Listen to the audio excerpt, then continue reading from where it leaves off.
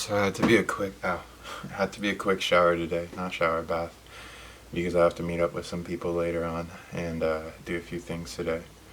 But this was a very interesting experience. You see, in the last one, I went into it kind of like in the beginning of a dry fast.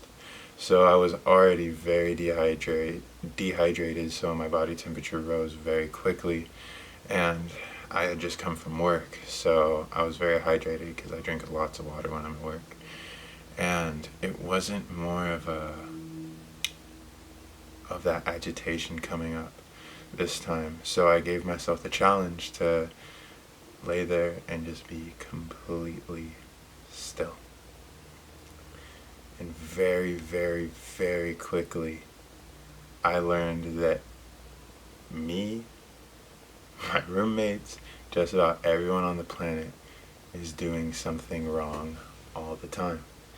Because when you're moving and you're not in a calm, relaxed state, and you're acting in any other emotion, you're essentially just making it worse for yourself. When I was uncomfortable and I would try and move, all of a sudden I felt how hot that water was. I felt how uncomfortable my back muscles were, how uncomfortable my neck was, everything. The water splish splash would move me around, making it even harder to get more comfortable, until I eventually just started taking deep breaths.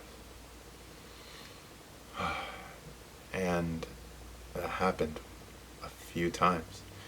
And that's why I gave myself the challenge to relax and just sit there. Because it's not fun when you start moving out of agitation, when you start acting out of nervousness, anxiety, different things. We've all done it. You keep talking when you're nervous, I guarantee you're going to make that situation worse. You keep going on while you're angry, guarantee you're going to make the situation worse. And unless you're calm and relaxed, then you're essentially not making the best decision for yourself. That's really good to say. And I had it was a miracle healing moment for me. And I'm going to explain the story behind it. So, I admire my best friend a lot. He's one of the strongest people I've ever met my whole life. And when you admire someone, you tend to copy them because you see success in them and you want to see success in yourself. But sometimes you copy them in ways you shouldn't. He has a fear of deep, dark water. At least he did back in the day. And I'd never had a fear of water. I love water. But I kept telling myself, yeah, I do. Yeah, I do. Yeah, I do. Over and over and over again until I built a fear of water. Not only that, but I couldn't open my eyes in water anymore. And when that had happened, I don't even remember. Because as a kid, I used to love going into pools and opening my eyes underwater and being able to be like, whoa, I can see everything. And in this state of extreme relaxation over there, wondering if I was healing anything, I suddenly just opened my eyes and I could see. And again, I only had like that, that showing up. The rest was under the water. So I was like, I literally got out of the bathtub and was getting ready to come over here when I realized I should still finish for the rest of the ritual. Because that is a miracle to me.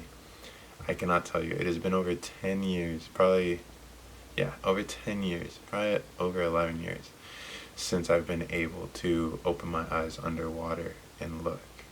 Because I just had such an immense fear. If I even thought about it, my eyes would get even tighter. There's no way I was ever opening my eyes in water. So that was just ludicrous. And I did it again. I even opened my eyes and sank into the water with them open. And I wasn't even scared the slightest. And it made me realize that I'm wearing, oh man, I'm going to say a metaphor that I heard. And it's, if you live through fear and anxiety, you're essentially just wearing a vest that you constantly carry around, reminding of yourself of all the bad times, but before, never living in the now. I have no idea what I was carrying, but it went away. And it's gone for good. And that was such a more pleasant healing experience than the extreme agitation the heat brought. But the heat showed you it. It brought you to every single thing you were healing and showed you how it went away. And that's why it felt so miraculous, and I think that's why it brought me to tears. And today I'm more like, but I'm still in awe. And one thing as well is breath is very important. When you're calm and relaxed, breathing is easy. But if you're stressed, breathing becomes harder. When you're angry, you're just and just any other form that isn't happiness, you're not breathing right. And in these rebirthing method rituals, I let myself do anything. In the first one, I was spitting out and sneezing, and I had so much mucus leaving my body.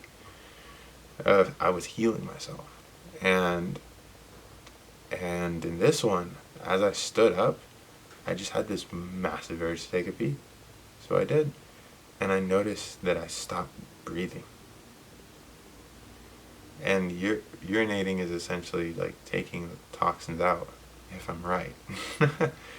So, again, think about all the little things you do where you're not breathing correctly, where you're not being calm. I don't know why I wasn't breathing there, but who knows.